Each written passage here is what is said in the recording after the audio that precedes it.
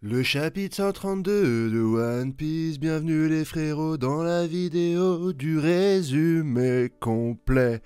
On va parler de One Piece aujourd'hui et de cet arc d'Elbaf et des différentes briques qu'Eiichiro Oda a construites pour nous tenir un petit peu en haleine dans toutes ces intrigues. Bienvenue dans la vidéo résumé complet du chapitre 1132 de One Piece. On va parler de Shanks, de Loki, d'Elbaf. Et si vous êtes sage, peut-être qu'en fin de vidéo, je vous mettrai mon passage au ministère de l'économie, là où j'ai rappé pour le sommet de l'inclusion, la chanson en entier si vous êtes sage et que vous restez jusqu'à la fin de la vidéo. Bien sûr, si vous aimez ce genre de contenu, n'hésitez pas à vous abonner, c'est votre manière de me dire que vous appréciez le travail que je fais chaque matin avant d'aller au boulot alors que je suis crevé, fatigué. Parce que j'ai un taf de ouf, mais je le fais parce que c'est la passion, alors que YouTube ne paye pas tant que ça, je vous dis la vérité, ne faites pas ce genre de carrière les frérots. À me donner ton avis en commentaire ou à grogner, t'as mal prononcé Goldberg et God, tu peux le faire. Si ça te permet de te détendre et de passer une excellente journée, ne te prive pas à mettre des likes. Parce que ça, c'est une énergie qu'on sous-estime, le like. Tu vois, tu cliques, petit pouce, et bam, la vidéo, elle peut monter petit à petit, doucement, step by step, les gars. Donc n'hésitez pas à me partager votre enthousiasme, si vous êtes enthousiaste. Le chapter va se construire autour de 4 blocs, ces 4 grands blocs qui vont constituer un petit peu les intrigues d'Elbaf. L'intrigue, c'est pourquoi est-ce qu'on continue à regarder finalement cette série qui s'appelle One Piece et qui nous a pris au trip depuis maintenant 10, 20, 25 ans pour certains. Le premier bloc, c'est le bloc Shanks. J'espère avec passion qu'on va avoir un développement du passé de Shanks. Souvenez-vous, il est devenu Yonko il y a 6 ans, au même moment où Loki s'est fait arrêter. Est-ce qu'il y a un lien entre ceci et cela? On aimerait tous. Et dans ce chapitre-là, le background de Shanks va également être développé à travers le personnage de Colon. C'est le petit enfant qu'on avait vu quand Kid a attaqué Elbaf et qui un petit peu sonnait comme un parallèle de Luffy. Tu sais, il aimait Shanks et tout. Il dit amène-moi sur ton bateau s'il te plaît. Shanks il dit non, tu es trop petit. Enfin, tu connais, tu te rappelles de ça, même si ça fait longtemps, c'était avant la pause. Et il va se souvenir que Shanks lui aurait dit avant de partir, attends-toi à ce que Luffy au chapeau de paille arrive. Donc ce petit Colon demande de la viande ou des fournitures.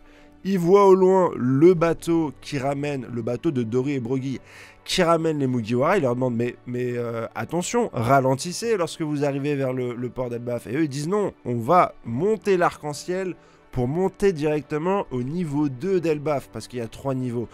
Elbaf souterrain, là où tu as croisé Loki, Elbaf mid-zone, je crois que c'est Elbaf soleil, et au-dessus tu as Elbaf ciel. On en parlera un peu plus loin dans le chapitre, parce que c'est aussi un chapitre de contemplation. J'attends de voir les pages qui devraient être belles, qui devraient être immersives. C'est ce qu'on attend aussi dans One Piece, ce côté immersion qui devrait être un petit peu relativement bien fait dans ce chapitre. J'espère qu'on en saura plus sur Shanks. Et moi aussi, c'est un des aspects qui serait terriblement intéressant, avec tout le parallèle du lore, d'Elbaf, les géants, tutti quanti, c'est intéressant.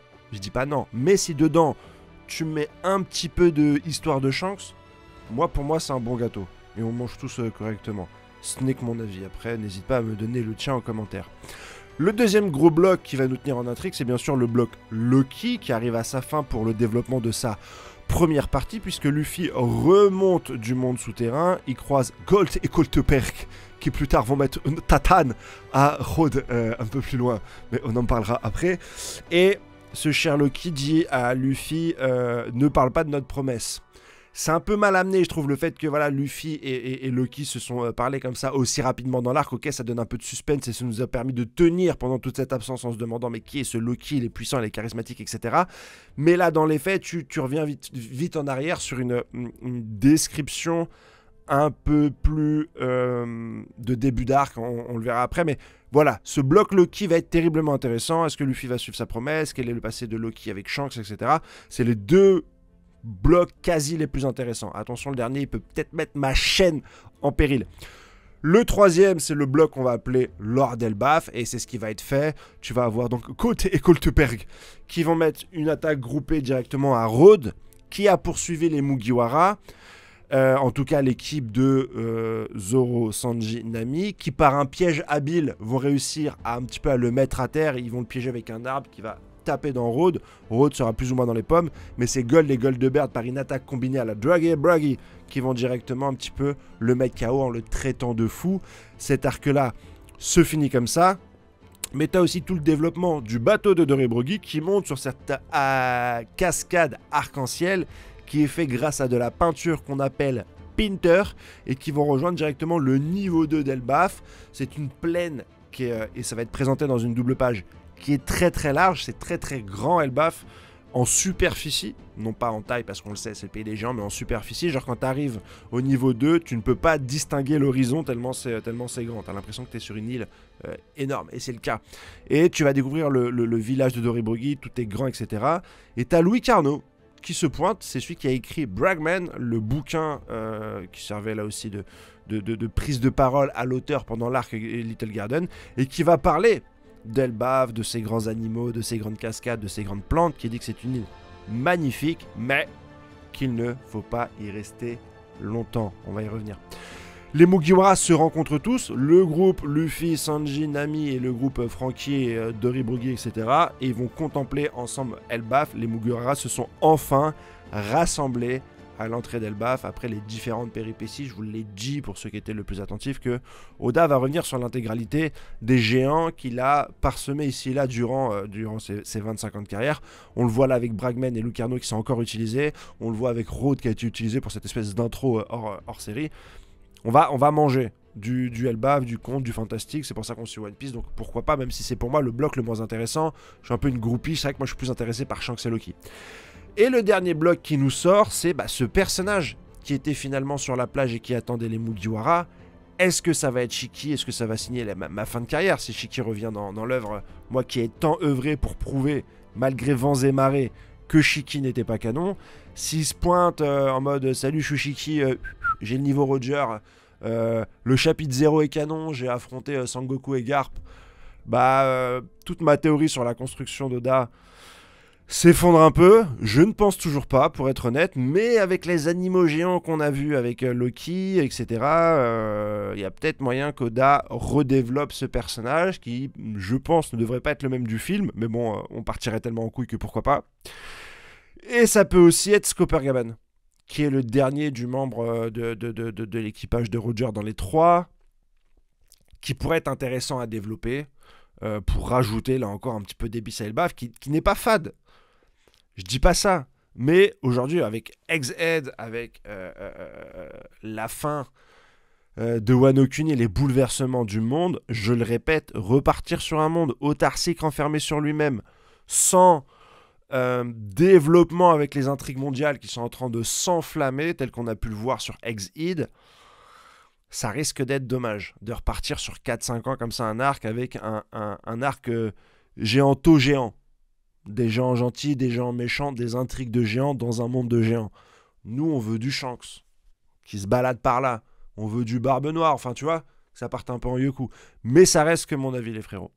Voilà pour l'intégralité des informations que j'avais envie de partager avec vous. Si j'ai le temps, je ferai une review. Sinon, je mettrai quand même mon temps sur Hunter x Hunter. Je vous souhaite une excellente journée. Je vous dis, j'ai quand même pas mal de choses sur le fond de ma pensée concernant ce chapitre qui avance. On devrait avoir un chapitre la semaine prochaine.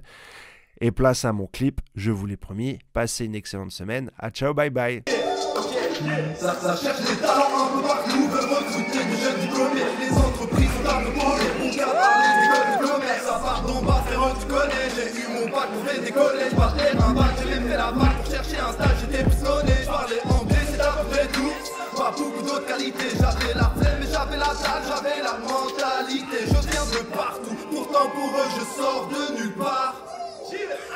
J'ai plus d'une corde à mon arc. Je viens de partout, pourtant pour eux je sors de nulle part. J'ai plus d'une corde à mon arc. Je viens de partout, pourtant pour eux je sors de nulle part. J'ai plus d'une corde à mon arc. Je sors de nulle part. Pour faire des thunes, il faut des études, donc faut en faire 2 fois plus. Il te maîtrise malgré ton double cursus. Ton CV tu le partages comme les frites de ton menu. Pas d'amalgame, CV anonyme et la défaite t'as retenu. C'est la course ou où la vie me pousse fait du bouche à bouche. Sans ça je jouerais le bandit comme les films de Clint Eastwood. Ma mère me dit toute l'année, régime forcé toute l'année, vie spatiale toute l'année, charge mentale sous-appelée. Je viens de partout, pourtant pour eux je sors de nulle part. À la Tortorica, j'ai plus d'une corde à mon arc. À la Tortorica, je sors de nulle part. Donner à la Tortorica, la sketcha, à la Tortorica.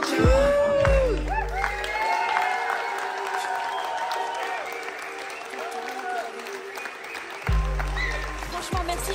Ça fait 4 ans que je suis le sommet. Je n'ai jamais vu cette salle dans cet état. Donc un grand merci.